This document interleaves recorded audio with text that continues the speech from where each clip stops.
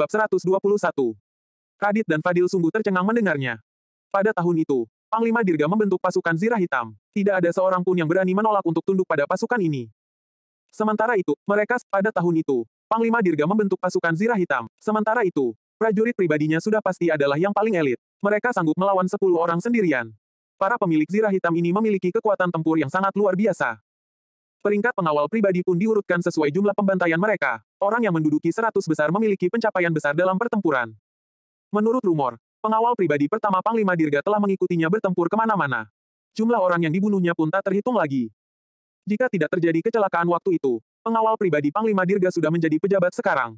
Pangkatnya bahkan di atas mereka semua yang ada di sini. Meskipun demikian, masih ada para petinggi yang turun tangan melindungi para pengawal pribadi itu agar mereka bisa kembali ke medan perang dan menghentikan bangsa Agrel untuk kerajaan Nuala. Namun, para pengawal pribadi itu memilih untuk kembali ke kampung halaman masing-masing. Tidak ada seorang pun yang bekerja untuk negara lagi. Pak Radit, Pak Fadil, kalau kalian masih ingin memastikan identitasnya, bagaimana kalau kita sama-sama menulis surat pengajuan supaya bisa memeriksanya di Kementerian Perang? Tanya Iqbal dengan murung. Tidak usah lagi. Radit bergegas melambaikan tangannya seraya menyahut, bukti untuk kasus ini sudah sangat jelas. Yang mulia, silakan umumkan keputusannya. Tidak perlu diragukan lagi, orang yang memiliki keterampilan memanah sehebat ini sudah pasti adalah pengawal pribadi Panglima Dirga. Aku sudah berpikir terlalu jauh. Yang mulia, silakan selesaikan kasus ini, ujar Fadil dengan penuh wibawa. Kementerian Perang memiliki catatan tentang pengawal pribadi Panglima Dirga. Jadi, hal ini tidak bisa dipalsukan. Hasan menjadi prajurit selama 10 tahun dan kembali ke kampung halamannya 5 tahun lalu. Waktu yang dikatakannya ini sudah sangat tepat. Selain pengawal pribadi Panglima Dirga, tidak ada prajurit yang memiliki keterampilan memanah seperti ini. Jika menulis surat pengajuan untuk Kementerian Perang, hal ini pasti akan menarik perhatian para petinggi. Kasus ini juga akan menjadi makin rumit nantinya. Dengan demikian, mereka pun harus mengeluarkan lebih banyak uang, bahkan kehilangan jabatan dan masuk penjara. Pak Radit, Pak Fadil, kalian nggak boleh menelantarkanku. Aku nggak bersalah, teriak Darius dengan putus asa saat melihat kedua penyelamatnya pergi begitu saja. Melihat kejadian ini, orang lainnya pun ketakutan. Bukan hanya Hasan yang datang ke pengadilan daerah, tetapi Jamadi, Linus, dan Yanuar juga ada di sini sekarang. Plak. Iqbal mulai membacakan keputusannya. Darius Silali bersekongkol dengan bandit, menyediakan sandang dan pangan untuk mereka, membahayakan seluruh kabupaten, juga menyewa pembunuh bayaran. Ini adalah kejahatan besar. Sebagai hukumannya, aset keluarganya akan disita dan dihukum pancung pada akhir November tahun depan. Bruk. Darius terduduk lemas di lantai. Ekspresinya penuh dengan keputusasaan. Dia benar-benar menyesal sekarang, mengapa dia menuruti permintaan putranya untuk membunuh Wira. Jika bukan karena keserakahan dan ingin mendekati keluarga Linardi, mana mungkin keluarga Silali berakhir seperti ini. Kadir Rimba memimpin para bandit, menguasai Gunung Harimau Hitam, merampok para pedagang, melecehkan para wanita, dan melakukan pembunuhan. Dia juga akan dihukum pancung pada akhir November tahun depan, lanjut Iqbal. Mendengar ini, Kadir membatin, Kak Hasan, anggap saja aku sudah membayarmu 3 utang nyawa. Sisanya akan kubayar di kehidupan selanjutnya. Tanu Bahar bersekongkol dengan bandit. Dia akan dikirim ke daerah terpencil untuk menjadi prajurit selama 10 tahun. Tambah Iqbal. Tanu yang ketakutan seketika merasa agak lega. Setidaknya, hukumannya lebih ringan daripada hukuman pancung. Iqbal berteriak lagi. Linus Husada lalai dalam tugasnya dan takut mati. Dia akan dilengsarkan dari jabatannya sebagai inspektur. Mendengar ini, Linus yang berwajah pucat pun melirik. Yanuar yang berada di sebelahnya dengan tatapan jahat. Dia membatin. Bocah ini bilang sakit perut, tapi malah pergi ke desa 3 harimau. Gara-gara dia, rahasiaku pun terungkap. Yanuar Husada telah berdedikasi dan sangat berani. Dia berjasa dalam menjatuhkan para bandit. Mulai sekarang, dia dipromosikan menjadi inspektur desa Pimola. Lanjut Iqbal. Terima kasih, Yang Mulia, seru Yanuar dengan kebingungan. Yanuar awalnya tidak ingin datang ke kabupaten, tetapi Wira memaksanya untuk harus datang dan mengatakan ada hal baik yang menunggunya di sini. Sebelumnya, Yanuar masih tidak mengerti, namun, sekarang dia sudah mengerti. Yanuar mendapatkan 60.000 gabak dan dipromosikan menjadi inspektur. Dia merasa dirinya seperti sedang bermimpi sekarang. Semua ini berkat Wira. Yanuar pun bertekad akan membalas budinya dengan baik di kemudian hari. Bab 122. Kemudian, Iqbal melanjutkan, Hasan, karena menjatuhkan desa 3 harimau. Mereka telah memberantas bahaya untuk Kabupaten Uswal. Sesuai jumlah hadiah yang ada, mereka akan mendapat 1 juta gabak untuk penangkapan Kadir, 800.000 gabak untuk pembunuhan Heru, dan masing-masing bandit dihitung 10.000 gabak per kepala. Perintahkan departemen yang terkait untuk menyediakan 2,3 juta gabak sebagai hadiahnya. Jelas Iqbal. Terima kasih, Yang Mulia. Hasan memimpin para penduduk desa memberi hormat. Mendengar keputusan ini, Danu tetap tenang seperti biasanya. Sementara itu, Dodi, Sony, Danur, Herman, dan Hamid justru tampak sangat senang. Mereka sudah beberapa kali datang ke aula pengadilan daerah. Jadi, mereka sudah cukup familiar dan tidak ketakutan seperti sebelumnya lagi. Apalagi, mereka pernah melihat pemimpin kabupaten ini bersikap sangat hormat kepada Wira. Sejak kejadian ini, setiap ada penduduk Dusun Darmadi yang datang ke pengadilan daerah, para petugas pengadilan pun akan tersenyum segan. Dusun Darmadi terlalu hebat, mereka tidak pernah gagal menjatuhkan pihak lawan, bahkan menjadi makin kuat setiap kali. Yang pertama adalah kepala desa, yang kedua adalah petugas keamanan dan kepala petugas patroli, lalu yang ketiga adalah para bandit dan keluarga kaya. Para penduduk ini benar-benar ganas. Siapapun yang berani mengusik mereka pasti akan mendapat ganjarannya. Lenyapnya desa Tiga Harimau dan jatuhnya keluarga Silali menggegerkan seluruh kabupaten. Topik ini menjadi buah bibir semua orang. Selain itu, para pedagang pun bersukacita mendengar berita ini. Sebelumnya, para bandit desa Tiga Harimau menguasai jalan utama dari Kabupaten Uswal ke kota pusat pemerintahan Jagabu. Sebagian besar pedagang yang lewat pasti pernah dirampok mereka. Kini, desa Tiga Harimau telah dilenyapkan. Para pedagang pun merasa lebih aman untuk pergi ke kota pusat pemerintahan Jagabu. Di sebuah jalanan wilayah kota selatan, terdapat sekelompok penduduk sedang berkumpul. Tampak Agus yang duduk di sebelah bergabung dengan mereka. Demi keselamatannya dan keluarga, Agus menghabiskan 50.000 gabak untuk membeli sebuah rumah kecil di kabupaten. Agus terus berdiam diri di rumah selama beberapa hari ini dan sudah tidak tahan lagi. Jadi, dia memutuskan untuk keluar hari ini. Kalian sudah dengar berita itu. Desa Tiga Harimau sudah dilenyapkan. Total bandit yang tewas ada 40-50 orang. Heru bahkan tewas dengan kepala terpenggal. Sekarang, Kadir pun sudah masuk penjara. Apa pengepungan yang dilakukan Pak Fadil sukses besar? Pak Fadil, mana mungkin dia tega melenyapkan desa Tiga Harimau. Dengan cara ini, dia baru punya alasan untuk mendapat bayaran 2 kali setahun.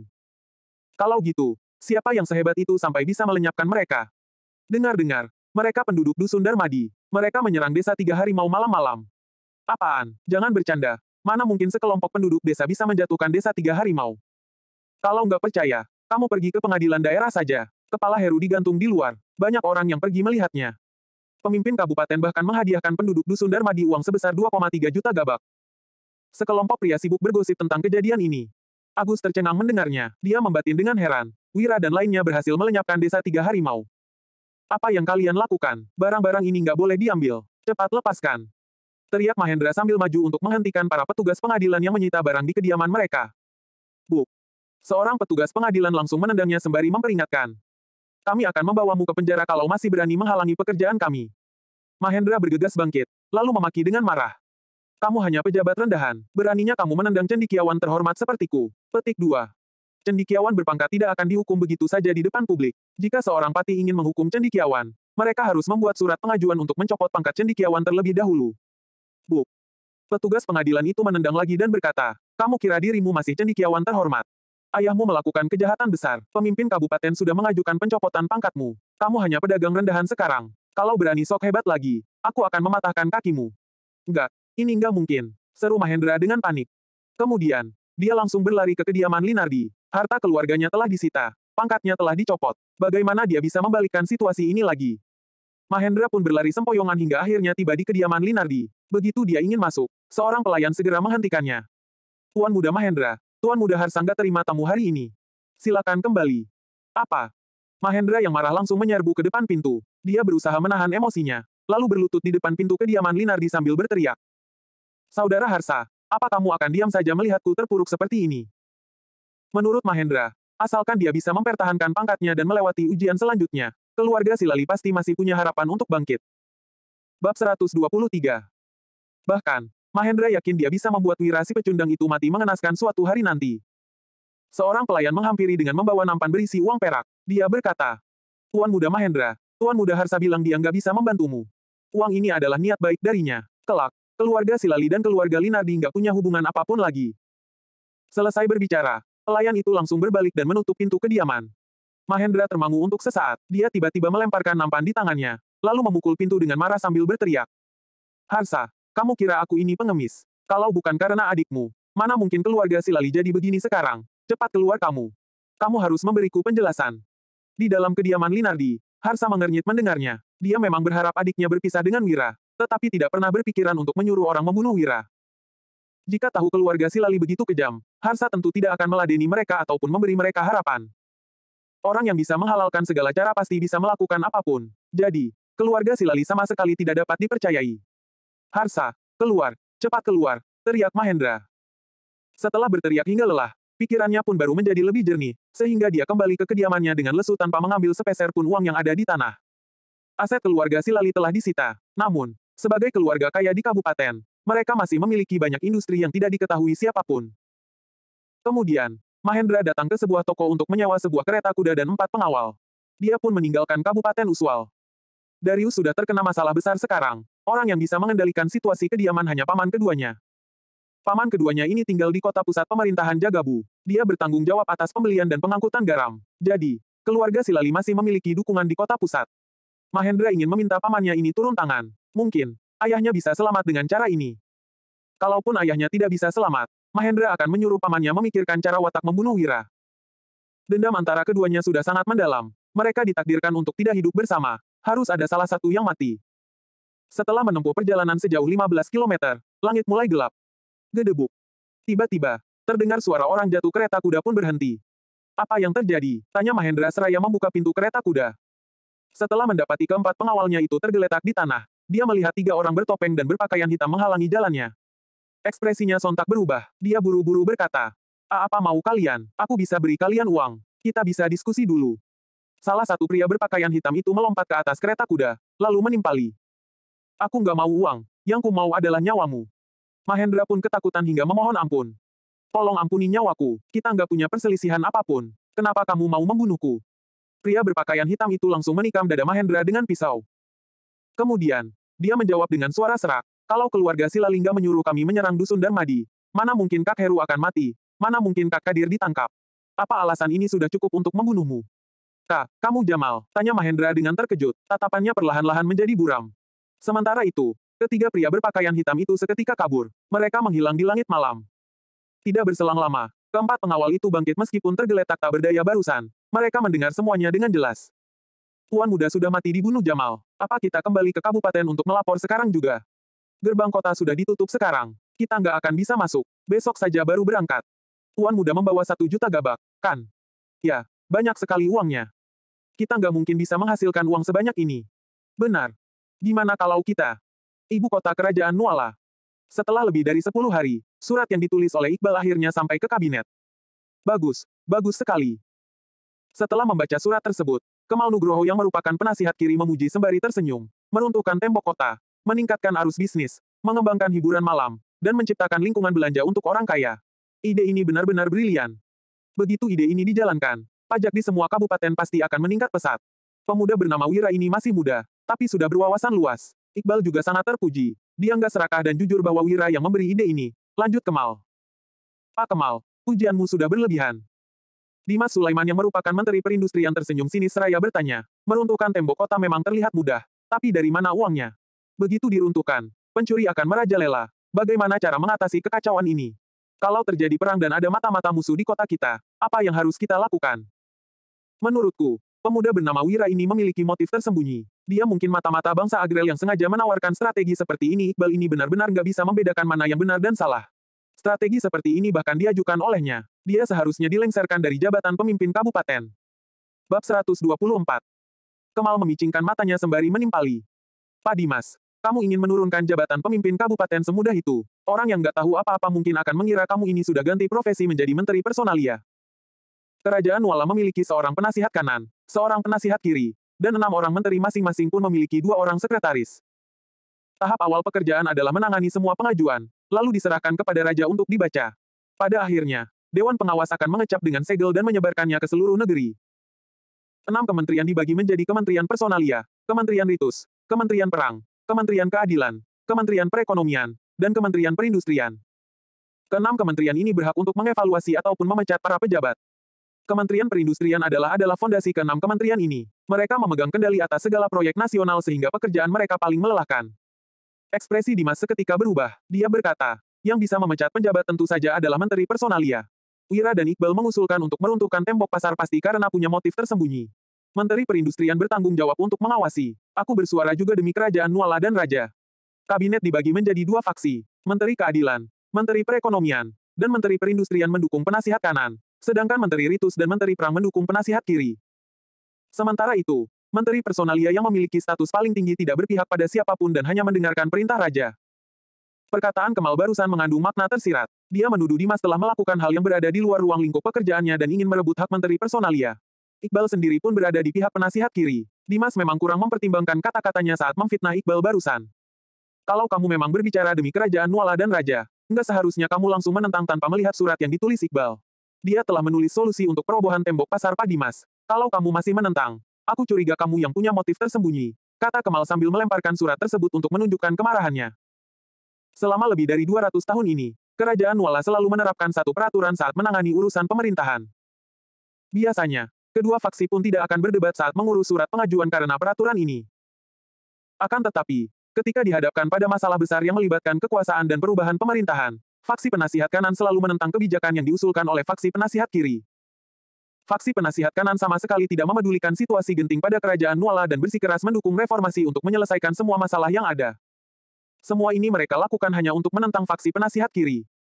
Setelah mengambil surat itu, dia mengernyit sebelum membantah. Dia memang memberi usul yang bagus. Tapi, meruntuhkan tembok seluruh kota adalah tindakan besar. Hal ini bisa membuat para rakyat goyah dan memengaruhi fondasi negara. Kalau bangsa Agrel mengetahuinya, mereka pasti akan memanfaatkan kesempatan ini untuk menyerang. Kalau Pak Kemal nggak setuju, kita tunggu penasihat kanan kembali saja. Setelah dia membacanya, baru kita buat keputusan dengan pemungutan suara, lanjut Dimas. Jika mereka benar-benar menuruti strategi yang ditulis di surat itu, kerajaan Nuala memang akan mendapat keuntungan besar. Namun, strategi tersebut diusulkan oleh Iqbal. Setelah dijalankan, prestise Kemal pasti akan meningkat. Jadi, mereka harus menentangnya. Faksi penasihat kanan memiliki 4 orang, sedangkan faksi penasihat kiri hanya 3 orang. Dimas yakin mereka akan menang. Baiklah, kita tunggu penasihat kanan. Ekonomi kerajaan Nuala sudah begitu krisis. Nggak mungkin dia menentangku setelah melihat kebijakan seperti ini, ujar Kemal dengan kesal sambil duduk kembali. Tidak lama kemudian, terlihat 6 pria tua berjubah ungu memasuki ruangan. Pria tua yang memimpin memiliki rambut dan janggut putih. Kulitnya masih terlihat lembut seperti kulit bayi. Tatapannya tajam, sedangkan sosoknya penuh karisma. Orang ini tidak lain adalah Ardi Muhti, penasihat kanan yang otoritasnya hanya berada di bawah raja. Dimas bergegas menghampiri Ardi, lalu menyerahkan surat pengajuan tersebut. Iqbal. Begitu melihat nama tersebut, Ardi langsung mengernyit. Setelah membaca sekilas, matanya pun berbinar-binar. Kemudian, dia memberikannya kepada orang di belakang seraya mendengkus dingin dan berkata, "Kalian bacalah." Sesaat kemudian, Menteri Personalia, Menteri Ritus, Menteri Perang, Menteri Keadilan, dan Menteri Perekonomian selesai membacanya. Mereka memberikan surat pengajuan tersebut kepada ke-16 sekretaris. Semuanya pun tampak sangat terkejut setelah membacanya. Meskipun demikian, tidak ada seorang pun yang menyatakan sikap mereka. Setiap kali ada perselisihan besar di kabinet, fakta penasihat kiri dan kanan selalu mengambil keputusan dengan pemungutan suara. Pada dasarnya, faksi penasihat kanan yang selalu menang. Pak, sistem pemisahan area perumahan dan area perdagangan sudah diberlakukan sejak zaman dulu. Menurutku, merobohkan area pasar berarti menghancurkan sistem leluhur. Orang yang memberi usul ini pasti memiliki niat jahat. Menteri Keadilan dan Perekonomian sama-sama menentang. Konyol sekali, siapa bilang sistem leluhur nggak boleh diubah? Kerajaan Nuala telah berdiri selama 238 tahun. Masih berapa banyak sistem leluhur yang tersisa sekarang? Sistem harus disesuaikan dengan perubahan zaman. Bab 125. Menteri Ritus dan Perang langsung menentang pendapat faksi penasihat kiri. Dalam sekejap, faksi penasihat kiri dan kanan mulai berdebat dengan sengit. Menteri Ritus membaca surat pengajuan tersebut dengan saksama tanpa menghiraukan lingkungan sekitarnya. Tidak terlihat emosi apapun di wajahnya. Lakukan pemungutan suara, kata Ardi tiba-tiba. Kemudian, dia menambahkan, "Aku rasa strategi ini kurang sesuai." "Aku juga rasa begitu," ujar Menteri Perekonomian, Keadilan, dan Perindustrian dengan serentak. Mereka juga menentang strategi yang diusulkan Iqbal. Melihat situasi ini, Kemal mengernyit dengan geram. Dia ingin sekali meninggalkan tempat ini secepat mungkin. Setiap kali melakukan pemungutan suara, mereka selalu gagal menjalankan hal yang bermanfaat untuk rakyat dan negara. Menurut Kemal, jabatan penasihat kiri ini sungguh tidak berguna. Tiba-tiba, Gatot Handoyo sang Menteri Personalia yang sedari tadi diam tergelak dan berkata, "Memang ada yang kurang sesuai, tapi ada beberapa bagian yang bisa dijalankan juga." Menteri Perekonomian, Keadilan, dan Perindustrian seketika menoleh. Mereka menatap Gatot yang bukan rekan setim ini. Menteri Personalia biasanya tidak berpartisipasi dalam perdebatan antara kedua faksi. Apakah tindakan Gatot ini menunjukkan bahwa dia berpihak pada penasihat kiri? Apakah ini adalah perintah raja? Aku setuju, seru Kemal dan 2 menteri lainnya, untuk menyatakan sikap mereka. Saat ini, situasi berubah menjadi 4 lawan 4. Lantaran hasilnya seimbang, mereka harus berdiskusi di aula istana dan raja yang akan membuat keputusan. Setelah melirik Gatot sekilas, Ardi melambaikan tangannya sambil memerintah dengan ekspresi datar. "Antarkan surat pengajuan ini ke ruang baca raja." Ketika ada hal yang harus didiskusikan di aula istana, mereka akan mengantar surat yang berkaitan ke ruang baca raja agar bisa dibaca terlebih dahulu. Keesokan harinya, pada rapat istana. Awalnya, rapat istana diadakan sehari sekali. Namun, sistem tiba-tiba diubah pada generasi ke-10 kerajaan Nuala menjadi 3 hari sekali. Tidak ada pejabat yang menentang hal ini sehingga akhirnya sistem ini menjadi permanen. Selain itu, para pejabat ibu kota di atas tingkat ke-6 boleh memasuki istana. Setelah bersujud memberi hormat, para pejabat memasuki aula istana. Raja Bakir yang menginap di Istana Laksmi kemarin malam menguap, lalu berkata, "Cepat katakan kalau ada masalah. Kalau tidak, kalian sudah boleh bubar." Yang mulia, ada surat pengajuan yang harus didiskusikan. Kemal maju dan menjelaskan, Iqbal Mulyo, pemimpin Kabupaten Uswal mengirim surat pengajuan. Dia memberi usul untuk merobohkan tembok pasar, meningkatkan arus bisnis, dan mengembangkan hiburan malam. 3 strategi ini bisa meningkatkan pajak dan menambah kas negara. Saya, Menteri Personalia, Menteri Ritus, dan Menteri Perang menyetujui usul ini. Kami berharap Yang Mulia juga menyetujuinya, lanjut Kemal. Iqbal. Ketika mendengar nama yang familiar ini, Raja Bakir mengernyit namun, begitu teringat bahwa strategi ini bisa meningkatkan pajak dan menambah kas negara, dia pun menguap dan berkata, "Baiklah, kita diskusikan masalah ini." Meskipun tidak menyukai Iqbal, Raja Bakir tahu bahwa kerajaan Nuala sedang dilanda krisis ekonomi. Jika strategi ini memang berguna, mereka bisa saja mencoba menjalankannya. Sebagai seorang raja, asalkan memiliki kekayaan dan kekuasaan, dia sudah bisa hidup santai selamanya. Kemal mengernyit melihat reaksi Raja Bakir. Dia membatin. Sepertinya, Raja nggak melihat surat pengajuan yang diantar ke ruang bacanya semalam. Bagaimana dia bisa memahami kehebatan strategi ini kalau nggak menimbang pro dan kontra yang ada dengan cermat? Iqbal bukan hanya mengirim surat pengajuan, tetapi juga mengirim surat untuk Kemal. Iqbal memberitahu Kemal bahwa dia sangat mengagumi Wira. Yang Mulia, meruntuhkan tembok pasar sama saja dengan menghancurkan sistem leluhur. Iqbal pasti punya motif tersembunyi. Dia harus dihukum mati. Begitu tembok pasar diruntuhkan, pasti akan terjadi musibah jika ada perampok di dalam kota. Kalau terjadi perang dan mata-mata musuh menyelinap ke kota, mereka bisa menyerang dengan mudah. Sebab 126. Orang yang memberi usul ini pasti ingin mencelakai kerajaan Nuala. Dia seharusnya dibawa ke ibu kota untuk menerima hukuman. Teriak seseorang dari faksi penasihat kanan. Iqbal juga sudah memikirkan strategi untuk mengatasi para perampok dan mata-mata. Meruntuhkan tembok pasar, meningkatkan bisnis, dan mengembangkan hiburan malam. 3 ide ini bisa meningkatkan pembayaran pajak dan meningkatkan transaksi. Dengan begini, pajak yang diterima istana akan bertambah. Yang Mulia, ini adalah strategi yang sangat brilian dan langka. Orang yang memberi usul justru harus diberi penghargaan. Kalau tidak, jenius mana yang bersedia membuatkan strategi untuk istana lagi? Saya setuju. Yang Mulia seharusnya memberi hadiah kepada Iqbal dan Wira yang telah memberi usul ini. Faksi penasihat kiri bergegas maju untuk memberi dukungan. Hehe. Raja Bakir tersenyum melihat perdebatan antara kedua faksi. Setelah aula istana diam, dia baru bertanya. Gatot, bagaimana menurutmu? Yang Mulia, jika tembok pasar benar-benar dirobohkan, kas negara setidaknya bisa bertambah sampai 2 kali lipat. Tapi, penanganan setelah tembok pasar dirobohkan harus sangat diperhatikan, jawab Gatot. Jawaban Gatot ini menyatakan sikapnya dengan sangat jelas tanpa menyinggung kedua belah pihak. Kas negara bertambah sampai 2 kali lipat. Gumam Raja Bakir dengan mata yang berbinar-binar. Menurut orang kepercayaannya ini, strategi ini bisa dijalankan. Namun, Raja Bakir menoleh dan bertanya lagi. Ardi, bagaimana menurutmu? Ardi maju dan menjawab, Yang Mulia, Provinsi Jawali terletak di perbatasan dan bangsa Agrel terus ingin bertindak belakangan ini. Mereka sepertinya ingin menghancurkan aliansi yang dibuat 5 tahun lalu. Kalau meruntuhkan tembok pasar sekarang, takutnya rakyat akan takut dan musuh memanfaatkan kesempatan ini untuk menyerang. Kalau Provinsi Jawali berada dalam bahaya, kerajaan Nuala akan kehilangan 1 provinsi lagi. Kerugian yang ada pada strategi ini lebih besar dari keuntungannya. Jadi, saya harap Yang Mulia bisa mempertimbangkannya dengan baik, lanjut Ardi. Raja Bakir mengernyit mendengarnya. Bangsa Agrel adalah momok terbesar kerajaan Nuala. Pasukan rahasia naga juga melapor bahwa mereka sepertinya berencana mengutus pasukan belakangan ini. Melihat Raja Bakir mulai ragu dan ingin menyerah, Kemal segera maju untuk berbicara lagi. Yang Mulia, kalau bangsa Agrel menyerang, kita harus bersiap untuk perang. Tidak mungkin kita menyerah atas strategi ini hanya karena masalah kecil. Kas negara yang kosong harus segera diisi kembali. Bagaimana kita bisa melawan bangsa Agrel kalau kas negara kosong? Saya harap Yang Mulia segera memberi perintah untuk menjalankan strategi ini agar bisa mengisi kas negara, jelas Kemal. Yang Mulia, masalah ini sangat penting, tolong dipikirkan lagi. Seru Ardi. Tolong dipikirkan kembali, Yang Mulia. Ujar para menteri satu per satu. Raja Bakir mengernyit melihat situasi ini. Dia melirik penasihat kanan, lalu melirik penasihat kiri lagi.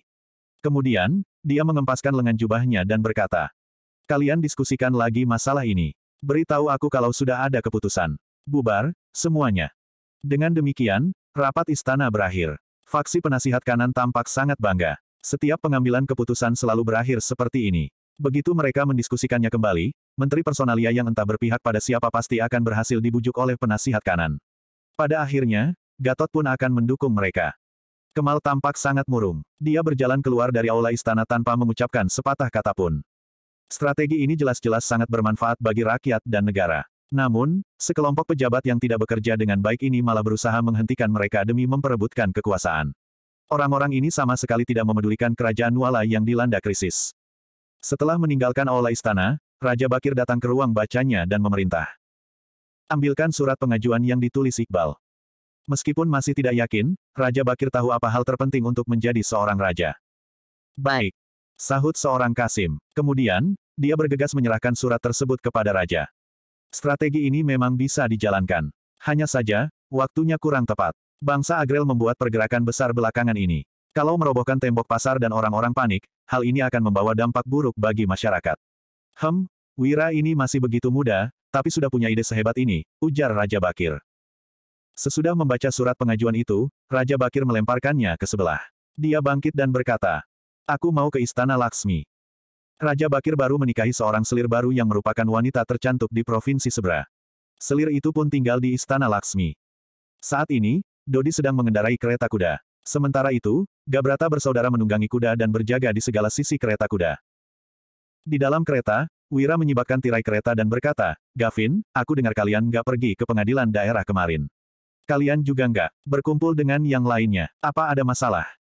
Bab 127. Gandhi dan Ganjar melirik Gavin sekilas. Keduanya menunduk tanpa berkata-kata. Nggak ada masalah. Ibu kami sakit, jadi kami mencari tabib untuknya," jawab Gandhi dengan wajah memerah.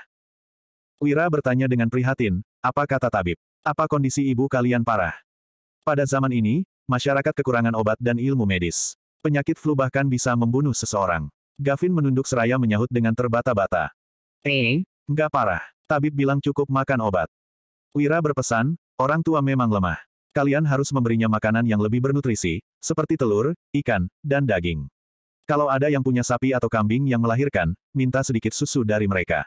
Kalian tinggal memasaknya untuk ibu kalian. Susu seperti ini sangat menyehatkan. Jangan mencoba berhemat. Kalau sampai penyakitnya parah, uang pun belum tentu bisa menyelamatkannya lagi," ujar Wira untuk memperingatkan. Pada zaman ini, orang dari keluarga biasa kurang mengonsumsi protein. Meskipun gaji Gabrata bersaudara tidak sedikit, mereka sudah terbiasa hidup miskin sehingga tidak berani menghabiskan uang terlalu banyak untuk makanan. Bagi mereka, yang terpenting adalah makan kenyang. Terkadang, mereka juga akan memasak ikan yang dibagi tim memancing dengan sedikit garam dan minyak. Hanya saja, biasanya anak-anak yang memakan daging ikan. Orang dewasa hanya akan meminum kuah ikan. "Baik, Tuan Muda." Gabrata bersaudara merasa sangat terharu saat mendengarnya. Wira melanjutkan, "Lain kali, beritahu kami kalau ada masalah. Kalau enggak, kami semua akan cemas." "Baik." Gabrata bersaudara merasa sangat hangat. Mereka pun merasa tindakan kemarin sangatlah pantas. Setelah melenyapkan desa 3 harimau, Hasan mengutus mereka untuk mengendarai kereta kuda Wira. Kereta kuda ini tidak bisa dikendarai sembarang orang. Dulu, hanya Danu dan Dodi yang boleh mengendarainya. Orang yang bisa mengendarai kereta kuda untuk Wira sama saja dengan memiliki status di Dusun Darmadi. Sekarang, keluarga Silali telah jatuh. Hasan mengkhawatirkan keselamatan Wira sehingga menyuruh mereka bertiga ikut mengawal. Dodi yang mengendarai kereta kuda berkata, "Kak Wira, kejadian kemarin begitu seru, tapi kamu malah nggak pergi ke kabupaten. Sekarang, semua sudah beres. Kenapa kamu masih mau ke sana?" Wira menjawab, "Aku mau ke rumah pamanku. Barang hari itu sudah selesai dibuat." Kemarin, pamannya Wira menyuruh tim nelayan untuk mengantarkan surat kepadanya. Mortar tanah liat grafit sudah selesai dibuat. "Hiat!" seru Dodi sambil mengayunkan cambuk kudanya dengan penuh semangat. Waktu itu, dia bekerja keras selama 3 hari bersama Wira, tetapi malah difitnah pergi ke rumah bordil. Sekarang, Dodi pun sangat penasaran apa yang dibuat Wira dengan setumpuk lumpur itu. Siang harinya, mereka berlima akhirnya tiba di toko besi keluarga Salim. Suryadi dan Lestari buru-buru keluar untuk menyambut mereka. "Wira, kamu benar-benar melenyapkan desa 3 harimau dan menangkap Kadir?" tanya Suryadi dengan tidak percaya. "Kabar ini terus tersebar di kabupaten selama 2 hari ini." Lestari menengadah seraya berkata, "Ayah, tentu saja bukan Kak Wira. Dia nggak bisa ilmu bela diri, mana mungkin dia bertarung dengan para bandit. Wira terkekeh-kekeh sambil mengangguk ringan. Dia tidak berbicara terlalu banyak. Ayah, kamu lihat, kan? Lestari mendongak dengan bangga, lalu melirik kuda dan kereta kuda yang dibawa Wira sembari meneruskan, Kak Wira, kamu menghamburkan uang. Sudah beli kereta kuda, masih tambah 3 ekor kuda. Kamu setidaknya butuh 2.000 gabak kalau memelihara 4 ekor kuda. Kak Lestari, kuda-kuda ini bukan dibeli Kak Wira. Kami dapat dari desa 3 harimau. Sahut Dodi. Kemudian, dia melanjutkan, meski Kak Wira nggak bisa bertarung, kami berhasil mengalahkan desa 3 harimau berkat instruksi Kak Wira. Hah, yang benar saja. Lestari termangu di tempat. Dia menatap Wira dengan terbengong-bengong. Wajahnya seketika memerah. Menginstruksikan penduduk desa mengalahkan sekelompok bandit. Hanya jenderal dalam drama yang memiliki kemampuan seperti ini. Sejak kapan kakak sepupunya yang pecundang ini menjadi begitu hebat? Wah, Wira benar-benar hebat. Suryadi sangat gembira mendengarnya. Dia berkata, Lestari, cepat beli makanan dan anggur. Aku ingin merayakan pesta untuk Wira. Ayah, bilang saja kalau kamu ingin minum anggur. Untuk apa bertele-tele begini? Kak Wira nggak minum anggur kok. Sahut Lestari sambil mengerlingkan matanya. Kemudian, dia menarik Wira masuk ke rumah seraya berujar, kemenanganmu ini harus dirayakan. Tapi, aku harus menasihatimu. Bab 128. Wira mengikuti Lestari dengan kebingungan. Entah apa yang akan dikatakan wanita ini kepadanya. Lestari menunjuk 3 kendi yang ada di halaman, lalu berujar, sesuai dengan instruksimu, aku dan ayahku mencari perajin tembikar, lalu membuat 20-an gelas tanah liat dengan ukuran berbeda dan membangun 3 tanur untuk membakarnya. Biaya yang kami habiskan untuk ini sudah mencapai 50.000 gabak. Semua uang itu hanya untuk membuat 3 kendi jelek ini. Kalau dihitung keseluruhannya, total uang yang dihabiskan adalah 100.000 gabak. Seru Lestari. Ketika melihat 3 kendi jelek yang tidak berbeda dengan kendi seharga puluhan gabak di jalanan, Dodi pun merasa sangat sayang dengan uang-uang itu sehingga berteriak. Mahal sekali.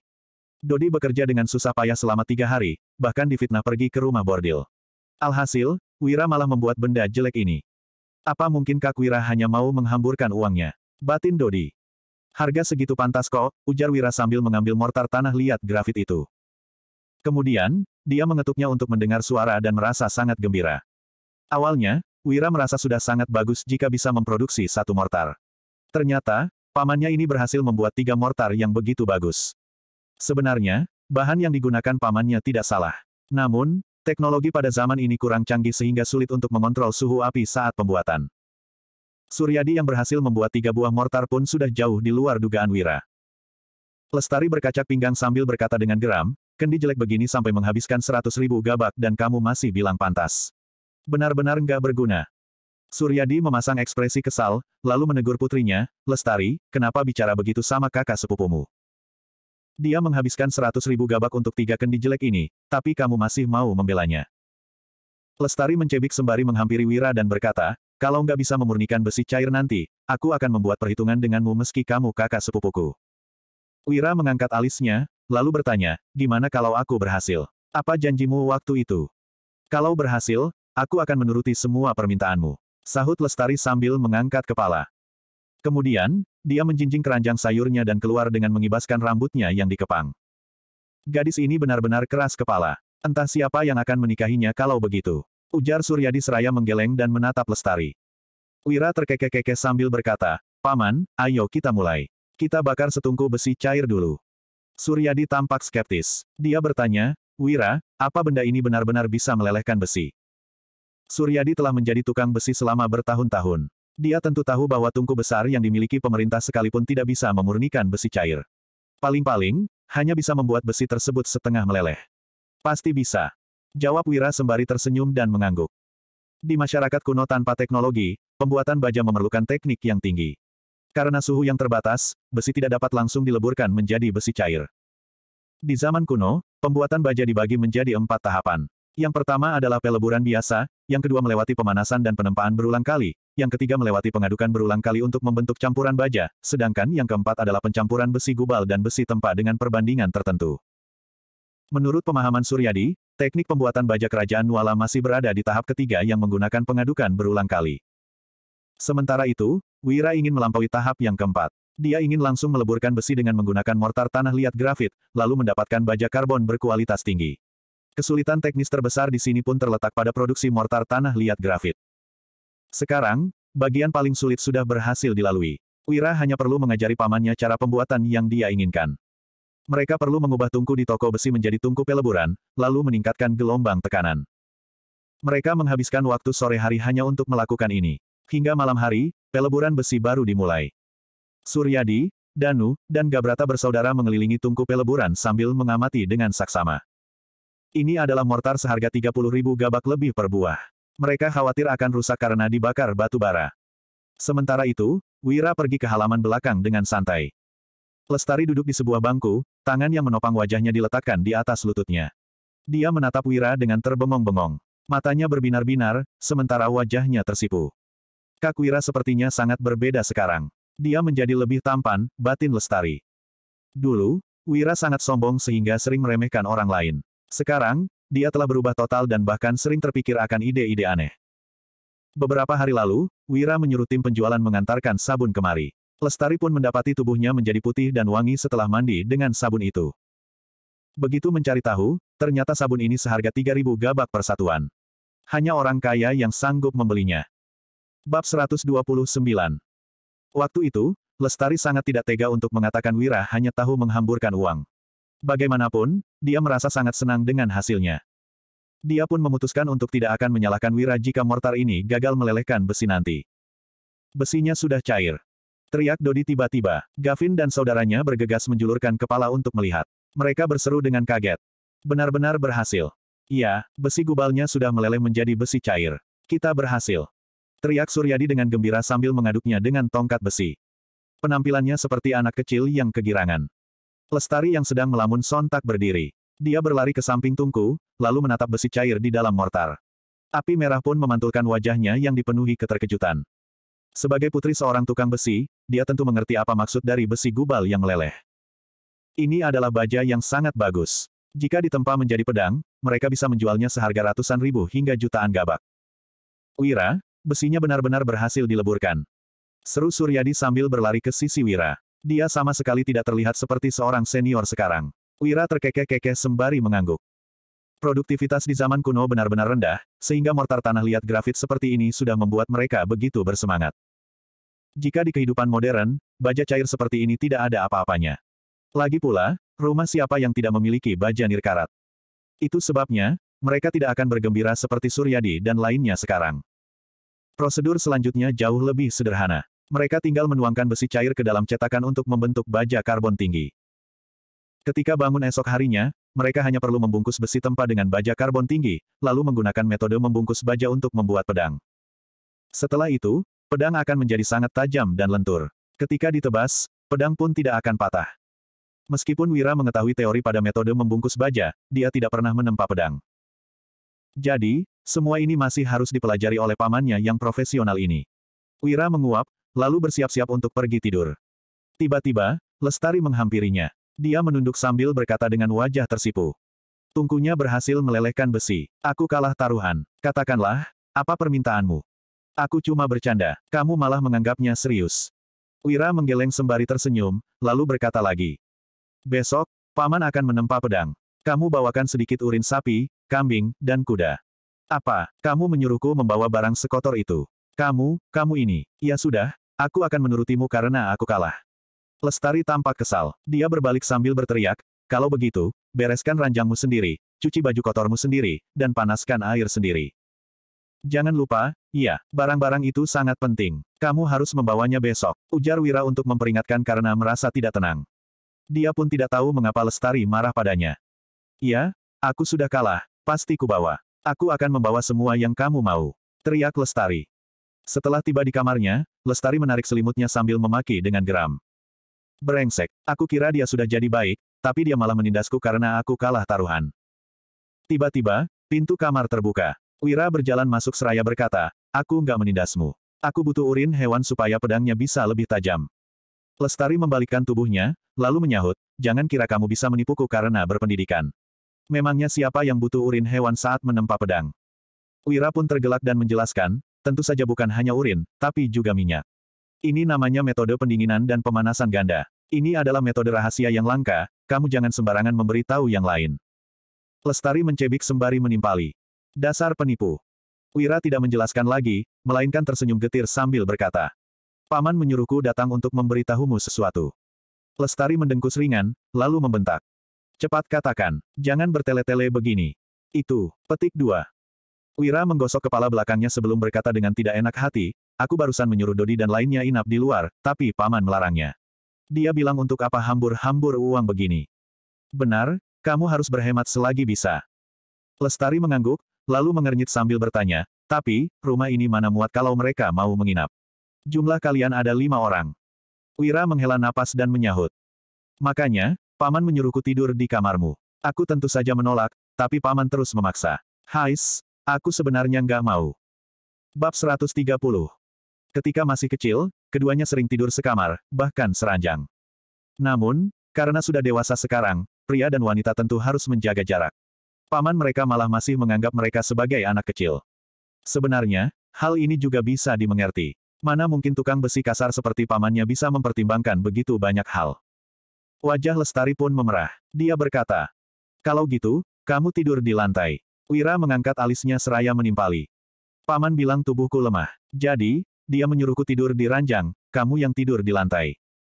Ayah benar-benar pilih kasih. Aku nggak mau jadi putrinya lagi. Maki Lestari sambil mengambil kasur tipis. Setelah Lestari meletakkannya dengan baik, Wira langsung berbaring di atasnya dengan meletakkan kedua tangan di belakang kepala. Lestari pun menariknya dengan kesal sembari mengomel. Apa yang kamu lakukan? Cepat berdiri. Ini tempat tidurku.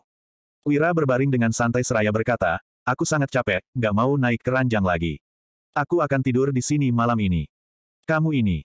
Lestari menggerutu, kamu tetap harus cuci kaki sebelum tidur. Kalau enggak, selimutku yang akan kotor. Oh.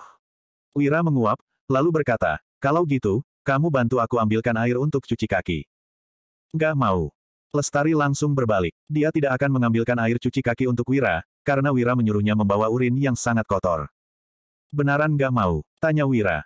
Iya, kalaupun ayah datang, aku tetap nggak mau ambil. Balas Lestari. Gimana kalau aku membelikanmu jepit rambut emas? Tanya Wira lagi. Lestari terdiam sejenak sebelum menjawab, Kak Wira, airnya mau yang hangat atau panas? Panas sedikit, tambahkan sedikit garam juga, sahut Wira. Kamu lagi-lagi menghamburkan uang. Baiklah. Ujar Lestari. Setelah selesai cuci kaki, mereka pun menutup lampu dan berbaring di tempat tidur masing-masing untuk tidur. Tengah malam, Lestari tiba-tiba bertanya dengan antusias, Kak Wira, apa kakak iparku cantik? Enggak, jawab Wira. Hah? Semua orang bilang kakak iparku wanita tercantik di Kabupaten Uswal. Kenapa kamu malah bilang nggak cantik? Tanya Lestari. Cantik saja nggak cukup untuk mendeskripsikannya, jelas Wira. Kalau gitu, beritahu aku seberapa menawannya dia, ujar Lestari. Wira menimpali, dia lebih menawan 10 kali lipat darimu. Terdengar Lestari yang menggertakkan giginya, dengan geram. Kemudian, dia berkata, kalau gitu, lain kali aku akan ke rumahmu untuk melihat seberapa cantiknya kakak iparku. Wira merespons dengan singkat. Dasar Kak Wira jahat, baru ngobrol sebentar, sudah tidur. Maki Lestari dengan kesal sembari menggertakkan giginya lagi. Keesokan harinya. Klang-klang-klang. Di toko besi, terdengar suara ketukan yang berlangsung dari pagi hingga sore hari. Baja karbon tinggi dilipat, ditempa, dibungkus dengan besi tempa, dan akhirnya menyerupai sebilah pisau treksa. Setelah mengambil penjepit besi untuk mengambil pisau setengah jadi itu, Suryadi menggunakan minyak dan urin hewan untuk mendinginkannya. Sesudah dingin dan selesai dipoles, dia pun memasukkan pisau tersebut ke sebuah sarung. Dengan demikian, pisau treksa yang indah selesai dibuat. Begitu pisau tersebut dihunuskan, terlihat bilah yang agak tebal karena dibungkus baja. Selain itu, bilah juga dipenuhi pola air yang indah. Aku telah membuat pisau dan tombak selama bertahun-tahun, tapi ini pertama kalinya aku membuat pisau yang begitu indah, ujar Suryadi dengan antusias saat mengamati karya barunya itu. Sebagai seorang perajin, Suryadi sudah membuat begitu banyak tombak dan pisau untuk orang-orang pemerintahan. Namun, tidak ada satupun pisau yang bisa menandingi keindahan pisau buatannya kali ini. Mata Gabrata bersaudara berbinar-binar. Mereka berkata dengan kagum. Pisau ini bahkan lebih indah dari pisau milik bandit. Dodi juga menatap pisau itu lekat-lekat sambil memuji. Pisau ini lebih indah dari pisau hitam milik ayahku. Wira pun terkekeh-kekeh mendengarnya. Pisau treksa adalah puncak penempaan senjata non-api di Atrana. Pisau ini memiliki bentuk dan teknik yang indah. Lestari juga terpesona melihatnya. Namun, dia segera tersadar dan memperingatkan. Pisau ini memang cantik, tapi, harus dicoba dulu, baru tahu ketajamannya.